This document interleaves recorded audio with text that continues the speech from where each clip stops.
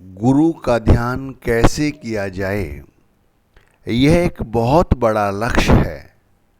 यानी इस लक्ष्य तक पहुंचने में एक लंबा सफ़र तय करना पड़ता है।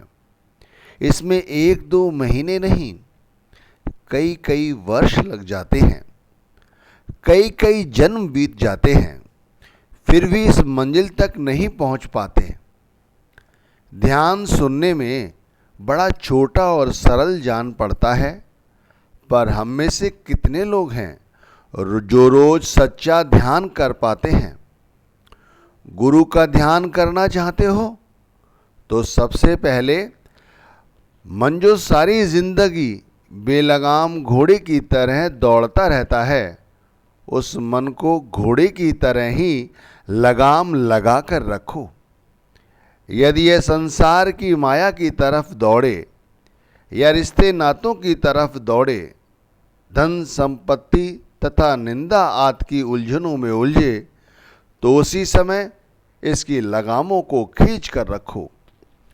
जब घोड़े की लगाम खींची जाती है तो उसके मुंह में जो नकेल है वह उसे आगे जाने से रोकती है। घोड़े को दर्द होता है, फिर जैसे वो लगाम का इशारा पाता है, घोड़ा स्वतः ही रुक जाता है या उस तरफ मुड़ जाता है जिधर उसे मोड़ा जा रहा है। घुड़सवार घोड़े की सवारी कैसे करता है, समझो। घोड़े की काठी के नीचे एक रकाब लटकी रहती है जो घोड़े की काठी से जुड़ी रहती है। घुड़सवार रकाब पर पैर रखकर काठी पर बैठ जाता है और घोड़े की लगामों को थामकर वह जिधर चाहे उधर घोड़े को दौड़ाता रहता है। सिर्फ घोड़ा लगामों की भाषा समझता है और दौड़ता रहता है, दौड़ता रहता है। बहुत समय बीत गया है। अब मन को शांति और स्थिर बुद्धि के साथ ये समझाओ, जो गुरु ने नाम दिया है वही परम सत्य है और सब मिथ्या है। बुद्धि और विवेक हमें यह मानने नहीं देते, तो सबसे पहले अपनी सूरत यानी आत्मा की आवाज़ को सुनो। वो क्या कहती है? हमारी आत्मा यही कहती है कि मन को ठीक इस घोड़े की तरह ही गुरु नाम की नकेल डाल कर रखो। जो अपने लक्ष्य को जानते हैं कि हमें गुरु का ध्यान करना है और उसी ध्यान में अपनी सूरत को समाहित कर देना है, वे लोग इस मन की लगाम को खींच कर रखते हैं। वे ध्यानी पुरुष कहलाते हैं, वे आत्मज्ञानी भी कहलाते हैं। वे हमेशा मर्यादा में रहते हैं और मन को स्वतंत्र नहीं छोड़ते। वे नाम के सुमिरन द्वारा इस मन पर अंकुश लगाकर रखते हैं और अपने ध्यान को गुरु चरणों से ऊपर नहीं उठने देते। मन से संबंध रखने वाला व्यक्ति 9 द्वारों में ही फंसा रहता है और निचली योनियों में जन्म लेकर आता और जाता रहता है। जो ध्यानी पुरुष है वह गुरु का नाम जपता है, सुमिरता है, वह मन की चालों में नहीं फंसता और वह एक दिन जीत जाता है। वह माया और मोह से कहीं ऊपर निकल जाता है। भाई, विचार करके देखो, जिस मुंह से हम स्वादिष्ट भोजन करते हैं, जिससे हम अच्छा बोलकर लोगों को अपना बना लेते हैं और बुरा बोलकर लोगों के दिलों को दुखाते हैं, जिस मुंह से, जिस जुबान से हम गुरु का दिया गया मंत्र को सुमिरते हैं यानी सुमिरन करते हैं, दुनियादारी के संबंध बनाते हैं और बिगाड़ते हैं, अंत समय उसी मुंह में आग लगा दिया जाता है, उसे जला दिया जाता है। मैं कहता हूं, फिर से समझो मैंने क्या कहा। जिस मुंह से हम गुरु के दिए गए 5 नामों का सुमिरन करते हैं, जिस मुंह से हम स्वादिष्ट स्वादिष्ट भोजन खाते हैं, जिस मुंह से हम दुनियादारी के रिश्ते बनाते हैं, भाई उसी मुंह को जब यह शरीर मिट्टी हो जाता है, इसी मुंह को जला दिया जाता है। यदि सच्चा अनुभव करोगे तो इसी क्षण अपने किए पर शर्मिंदा होके रह जाओगे कि हम ये क्या कर रहे हैं और यह सब क्यों कर रहे हैं। भाई जला तो सारा शरीर दिया जाता है, पर बात यहाँ पर मोह माया को छोड़ने की कर रहा हूँ, इसीलिए मुंह से इसकी शुरुआत कर रहा हूँ। बेलगाम जुबान जो मुंह के अंदर रहती है, हर समय कुछ ना कुछ बोलती रहती है और हर समय अपने कर्मों को बढ़ाती है।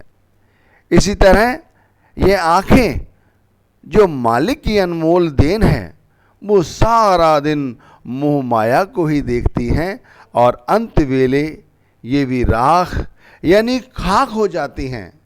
बताइए, पर मालिक को देखने के लिए हमें इन आँखों की ज़रूरत नहीं। ये बाहरी आँखें संसार की माया ही दिखाती हैं। इसी तरह शरीर में बैठा हुआ यह मन हमारे खुद का सबसे बड़ा शत्रु है और यह सबसे बड़ा शत्रु बनकर हमें मोह माया में ही फंसा कर रखता है। शरीर का हर अंग अंत समय जल जाता है। इसी तरह संसार की माया भी एक दिन नष्ट हो जाती है, फिर भी हमें इससे इतना मोह क्यों है। कभी सोचो तो सही कि मोह माया छोड़कर गुरु का ध्यान कैसे करेंगे। भाई मोह माया को छोड़कर गुरु के ध्यान का पूर्ण संकल्प के साथ शुरुआत करो। गुरु के ध्यान के लिए हमें क्या करना चाहिए? तो सबसे पहले जैसे बताया है कि मन को बेलगाम घोड़े की तरह लगाम लगा के रखो, यानी जो हमें गुरु ने नाम दिया है उस नाम के साथ अपने आप को जोड़ के रखो। और वो व्यक्ति ही अपने आप को नाम के साथ जोड़कर रख सकता है जो वाकई में एक संकल्प के साथ, पूर्ण इच्छा शक्ति के साथ गुरु नाम के साथ जुड़े और ध्यान तथा भजन में अपने आप को समाहित करे। गुरु के ध्यान के लिए सबसे पहले सही समय का चयन करो। वो समय चुनो जो खुद के लिए सुखद हो, चाहे वो सुबह का समय हो, चाहे रात्रि का या फिर कोई अन्य समय। ध्यान के लिए शांतिप्रद वातावरण का होना जरूरी है। वो स्थान जहां शांति हो, सही स्थान को चुनो। ध्यान में चौकड़ी मार कर बैठो। इसीलिए किसी समतल जगह का और अच्छे नरमदार गद्दे का आसन बनाकर आलथी पालथी मार कर बैठो। आरामदायक कपड़ों को पहन कर बैठो। मन में अच्छे विचारों को लेकर खुशी के साथ पहले नाम का सुमरन किया करो।